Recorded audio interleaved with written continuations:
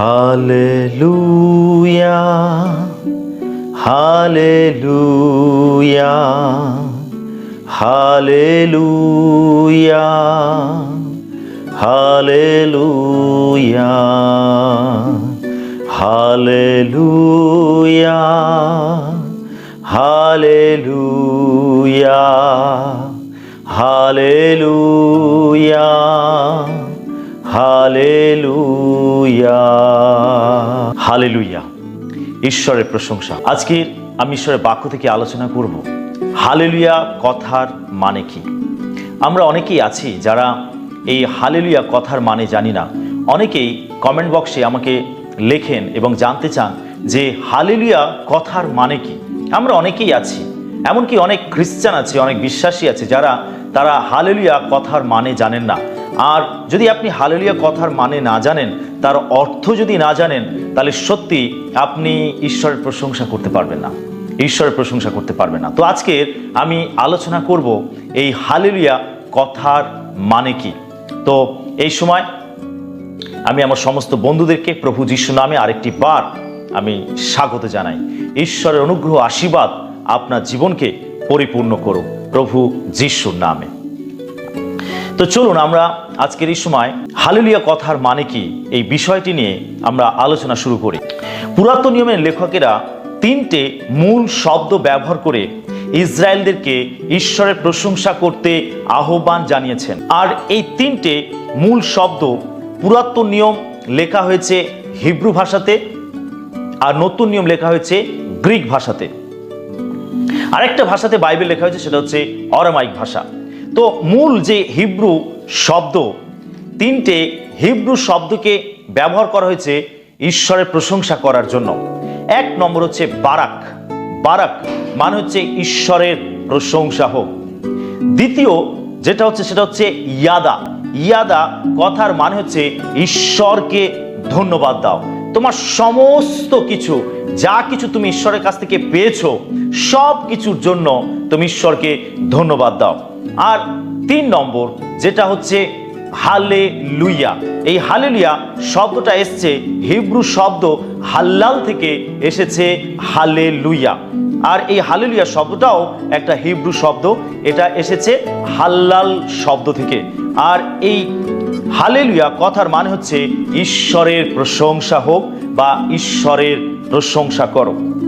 আবার ইংরেজিতে এই হালেলুয়া কথাটাকে এইভাবে বলা হয় praise the Lord. Praise the Lord কথার মানে হচ্ছে ঈশ্বরের প্রশংসা হোক।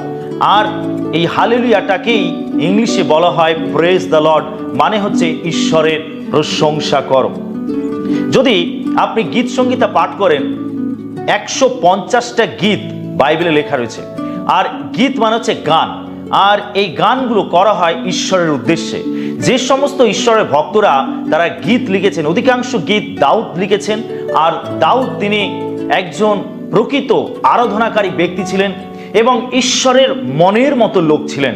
ঈশ্বর তিনি দাউদের বিষয়ে সাক্ষ্য দিয়ে বলেছেন, আমি মনের মতো লোক দাউদকে পাইয়াছি। অর্থাৎ ঈশ্বরের অন্তরের লোক ছিলেন দাউদ। তার কারণ দাউদ তিনি সব সময় ঈশ্বরের প্রশংসা করতেন।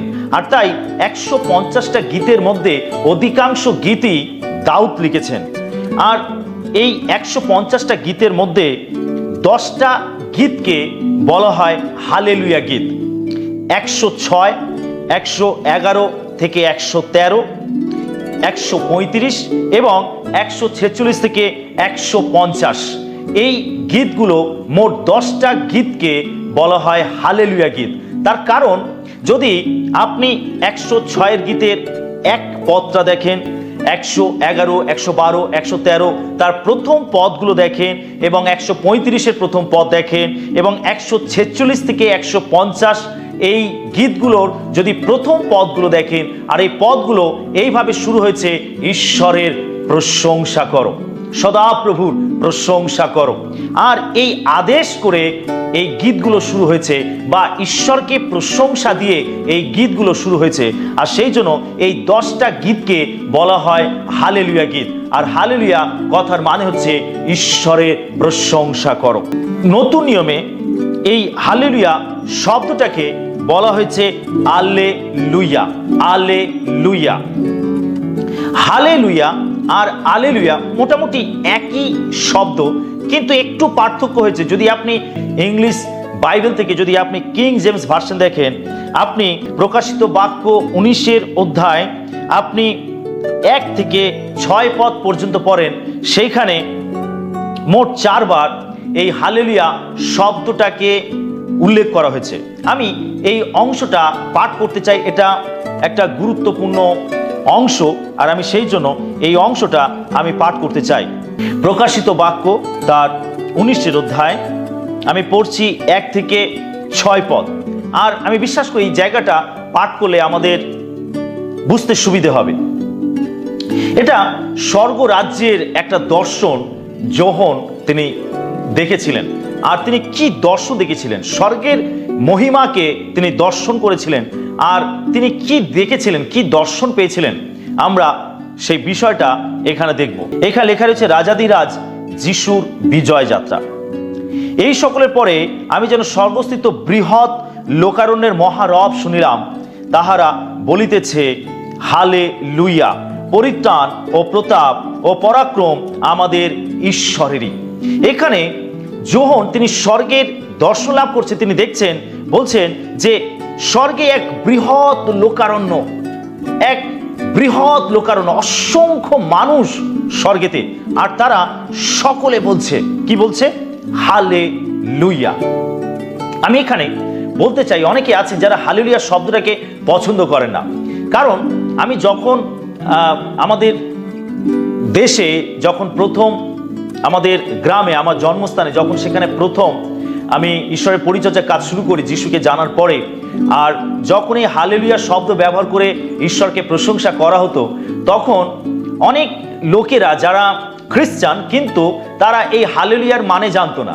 আর বহু বছর ধরে তারা জন্মগত তারা খ্রিস্টান, আর তারা এই হালেলুয়া শব্দটার মানে জানতো না, আর তারা বিদ্রুপ করতো।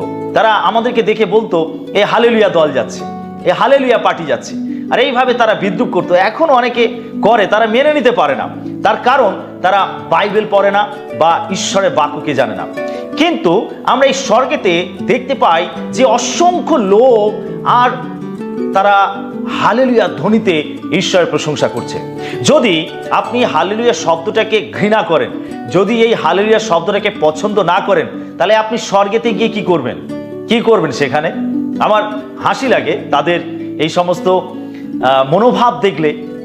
তারা সবসময় ঈশ্বরের বাক্যের বিরোধিতা করে। অনেকেই আছেন ঈশ্বরের বাক্যের বিরোধিতা করেন। তো এইখানে অসংখ্য লোক, আর তারা স্বর্গেতে হালেলুয়া ধ্বনিতে তারা ঈশ্বরের প্রশংসা করছে।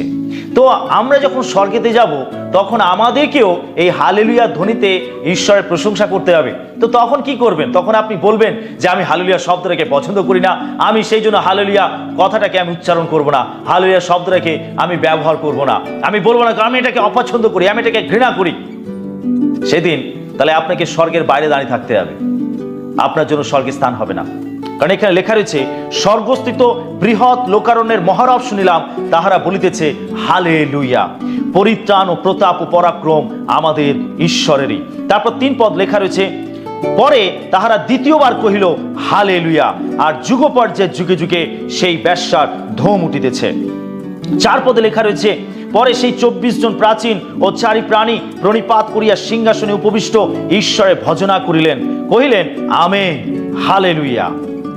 তারপর দেখুন 6 পদে লেখা রয়েছে, আর আমি বৃহৎ লোকারণ্যের রব ও বহু জলের কল্লোল ও প্রবল মেঘ গর্জনে ন্যায় এই বাণী শুনিলাম, হালেলুইয়া, কেননা আমাদের ঈশ্বর প্রভু যিনি সর্বশক্তিমান, তিনি রাজত্ব গ্রহণ করিলেন। দেখুন, স্বর্গে দিবারাত্র সমস্ত দূত বাহিনী, সমস্ত বিশ্বাসী ধার্মিকেরা, 24 জন প্রাচীন ধার্মিকেরা এবং সরবগণ, 4 প্রাণী, আর তারা অবিরাম অনবরত বলে চলেছে হালেলুইয়া, হালেলুইয়া, হালেলুইয়া। আর এই হালেলুয়ার ধ্বনিতে তারা দিবারাত্র ঈশ্বরের প্রশংসা করছে, মহিমা করছে। তো আমরা এই পৃথিবীতে থেকে আমরা ওই স্বর্গের যে দল যারা দিবারাত্র হালেলুয়া ধ্বনিতে ঈশ্বরের প্রশংসা করছে, আমরাও এই পৃথিবীতে থেকে সেই দলের সঙ্গে কণ্ঠ মিলিয়ে আমরাও ঈশ্বরের প্রশংসা করতে পারি।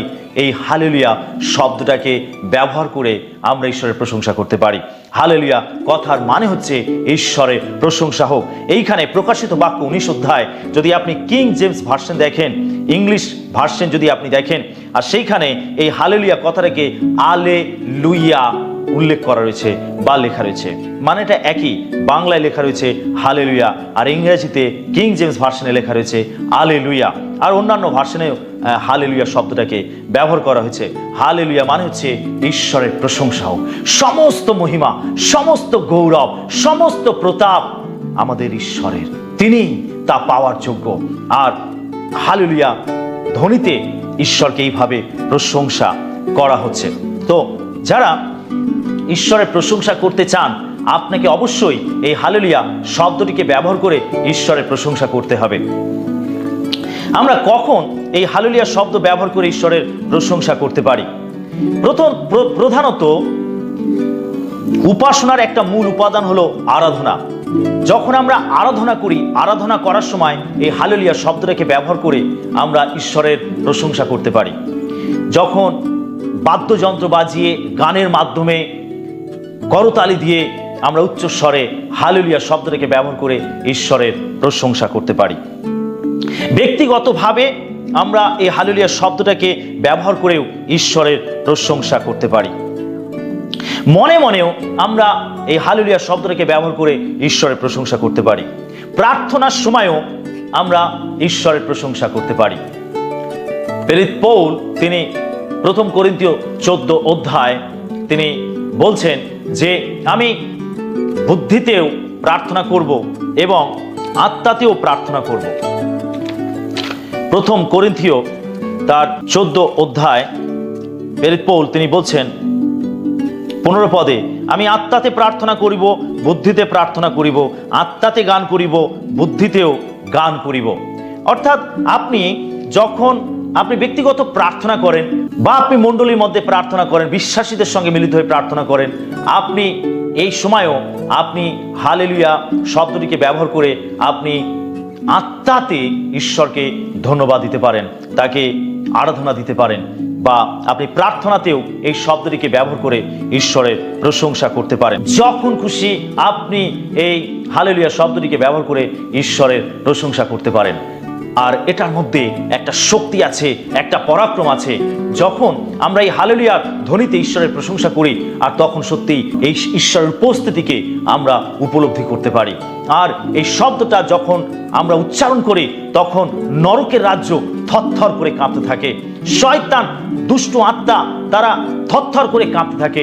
কারণ এই হালেলুয়া শব্দের মধ্যে ঈশ্বরের পরাক্রম আছে, ঈশ্বরের মহিমা আছে, ঈশ্বরের গৌরব আছে। কারণ এই শব্দ ব্যবহার করে স্বর্গেতে দিবারাত্র ঈশ্বরের মহিমা হচ্ছে, প্রশংসা হচ্ছে।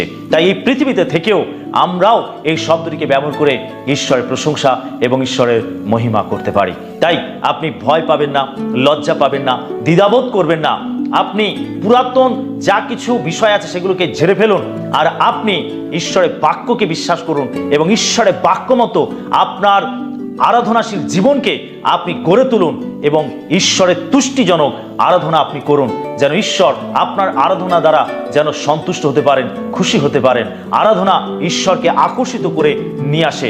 যখন আমরা আরাধনার মধ্যে এই হালেলুয়া শব্দটিকে ব্যবহার করি, আর তখন সত্যি ঈশ্বরের মহিমা এবং ঈশ্বরের গৌরব হয়। কারণ স্বর্গে সমস্ত দূতবাহিনী, প্রাচীনেরা, সমস্ত লোকেরা, বিশ্বাসীরা, চারি প্রাণী তারা ঈশ্বরের প্রশংসা করছে।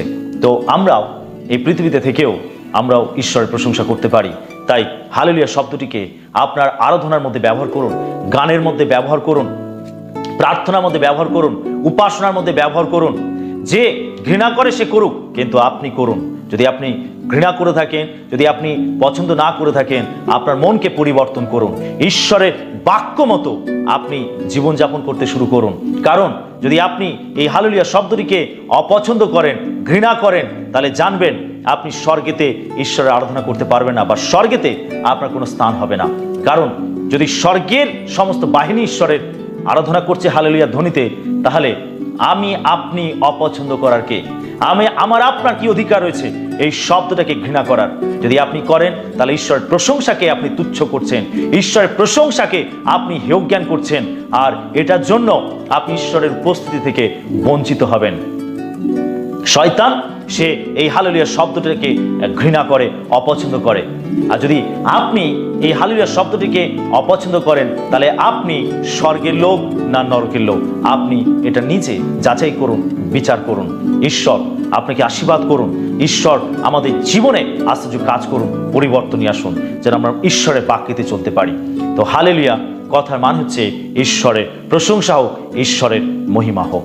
আমি বিশ্বাস করি যে যাদের মধ্যে এই প্রশ্নটা ছিল পরিষ্কার হয়েছে, আর আমি বিশ্বাস করি যে আজ থেকে আপনি এই হালেলুয়া শব্দটিকে ব্যবহার করে আপনার আরাধনাশীল জীবনকে আরও বেশি মজবুত করতে পারবেন এবং আরও বেশি আপনি ফলবন্ত করতে পারবেন। তো ঈশ্বরের ধন্যবাদ হোক, ঈশ্বরের গৌরব হোক। সবাইকে জয় যিশু।